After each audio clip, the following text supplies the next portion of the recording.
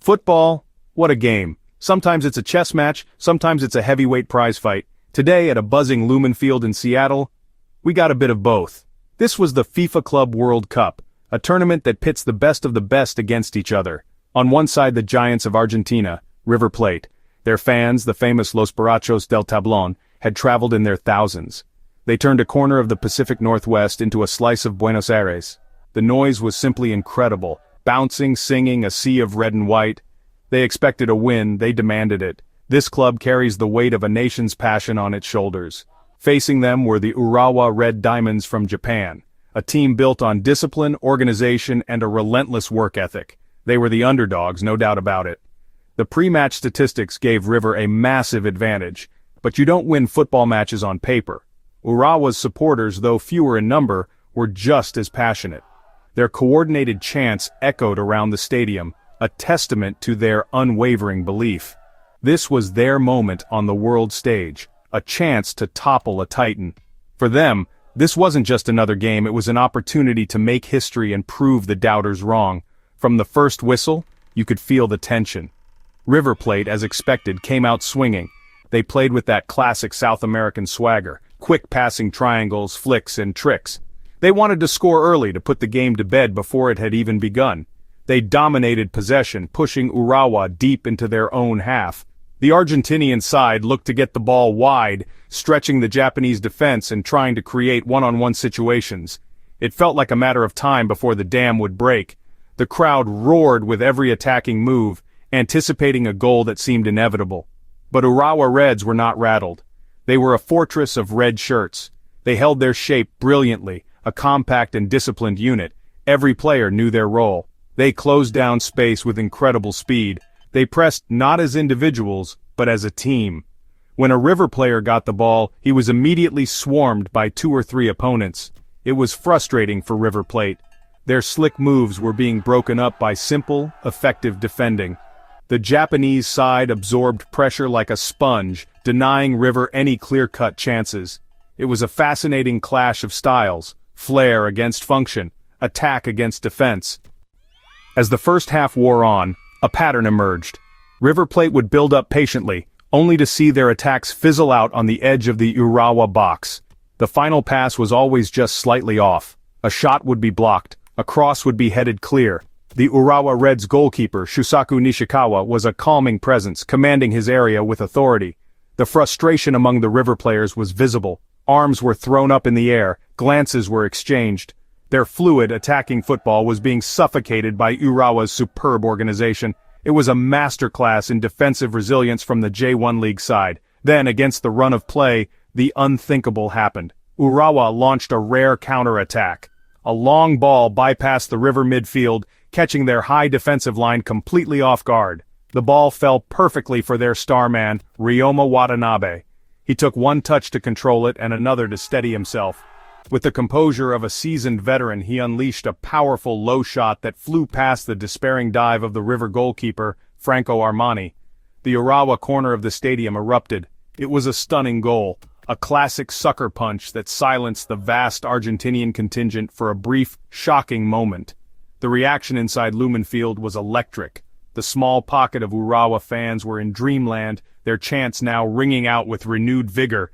They had done it. They had landed the first blow against the mighty River Plate.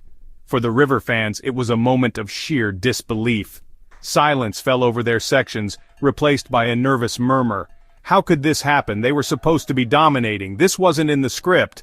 The goal changed the entire atmosphere of the game, transforming it from a confident procession into a tense, nerve-wracking affair. The halftime whistle blew shortly after. The Urawa players walked off with their heads held high, a goal to the good. They had executed their game plan to perfection.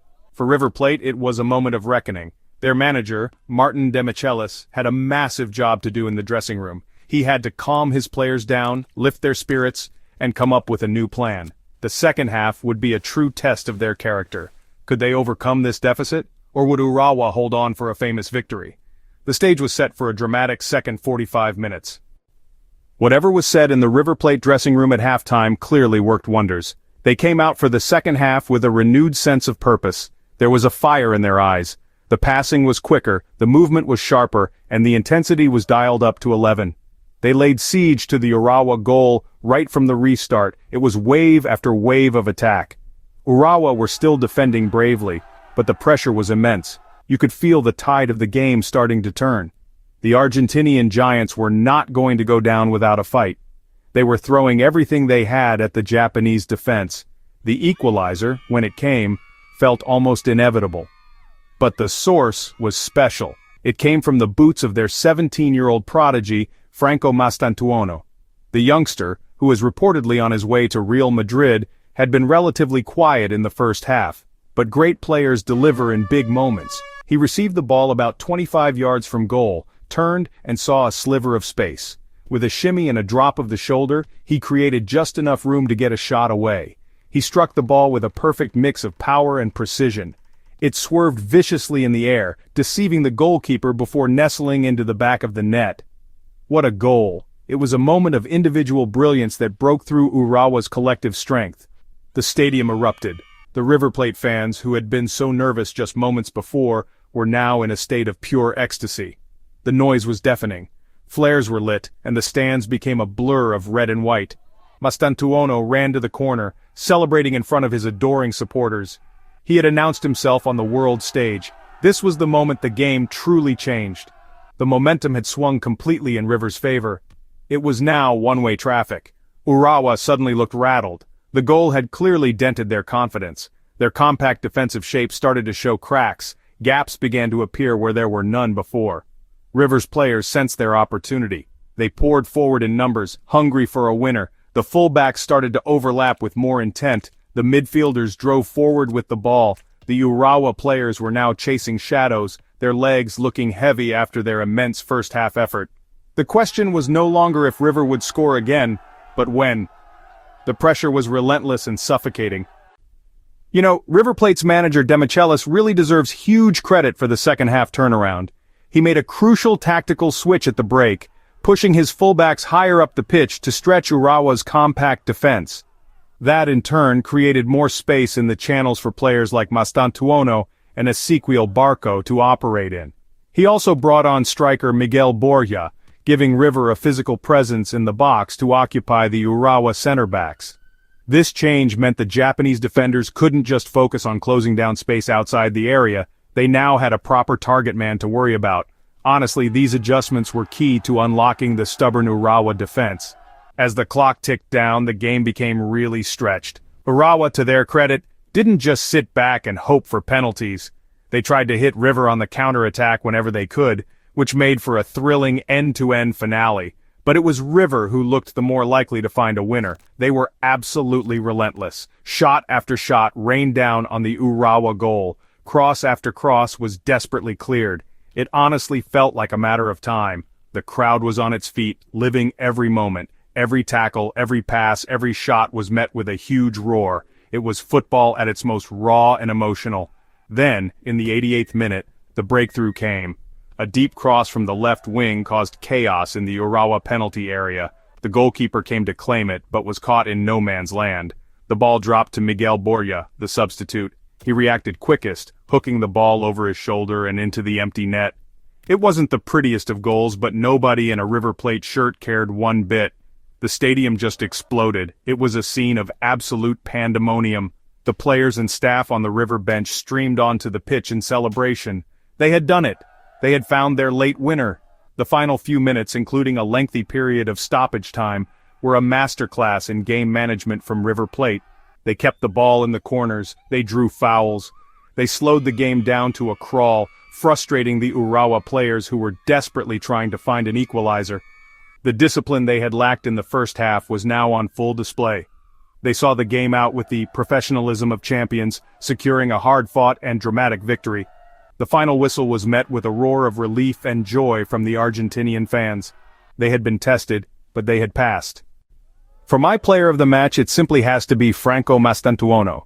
In a game of such high stakes, for a 17-year-old to step up and score a goal of that quality was truly special. It was the moment that turned the entire match on its head. He didn't just score, he dragged his team back into the game when they needed inspiration. His bravery on the ball and his willingness to take responsibility were remarkable for a player of his age. A special mention must go to Urawa's Ryoma Watanabe. He was a constant threat, took his goal superbly, and worked tirelessly for his team. A fantastic performance in a losing effort. Tactically, the game was won and lost on the sidelines. Urawa's first-half plan was perfect, nullifying River's strengths and exploiting their high line. However, Martin Demichelis's halftime adjustments were decisive. By pushing his fullbacks higher and introducing Miguel Borja, he posed new questions that Urawa simply couldn't answer. It forced the Japanese side to defend wider, creating the central spaces where Mastantuono thrived. The introduction of a physical striker gave River a crucial focal point for their attacks. It was a classic example of a top manager identifying a problem and finding the right solution. A tactical victory. So, what does this result mean for both clubs? For River Plate, it's a huge boost. They advanced to the semifinals, their dream of becoming club world champions still very much alive. They showed immense character to come from behind and win. This kind of victory can build incredible momentum in a tournament. They proved they can win ugly, which is the hallmark of any great side. They will go into their next match with confidence, knowing they have the quality and the fighting spirit to overcome any obstacle. The journey continues for the Giants from Buenos Aires. For Urawa Red Diamonds, it will be a bitter pill to swallow. They were so close to a historic upset. They can leave Seattle with their heads held high, having pushed one of the world's biggest clubs all the way. They showed that with organization, discipline, and belief, they can compete with anyone. They won a lot of new admirers with their performance today. While their Club World Cup journey may be over, they represented their league and their country with immense pride. They will return to Japan knowing they gave it their all on the biggest stage.